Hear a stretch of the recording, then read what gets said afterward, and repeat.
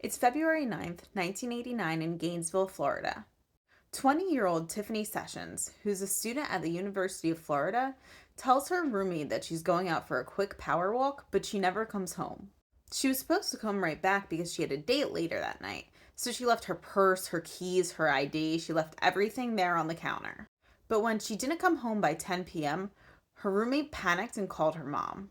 Tiffany wasn't just the type to disappear. She was very close with both her parents, and she had big plans for her future. So they knew something was terribly wrong. There was hundreds of volunteers searching. They brought in cadaver dogs. They were diving in ponds and lakes and rivers, but they came up with nothing. For 25 years, this case stayed cold until 2013. Detectives searched the prison cell of a serial killer named Paul Eugene Rouse. They found his personal address book, and in this they found a handwritten entry that said number 2-9-89. He was already convicted of the murder of another girl in 1992.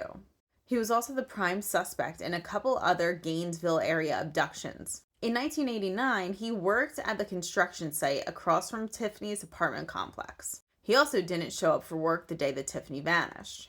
In that handwritten entry, police believe that the number 2 meant that this was his second victim. The first was a woman whose remains were found just weeks after Tiffany went missing. Rouse was never formally charged with anything related to Tiffany's abduction because he died of cancer in 2013.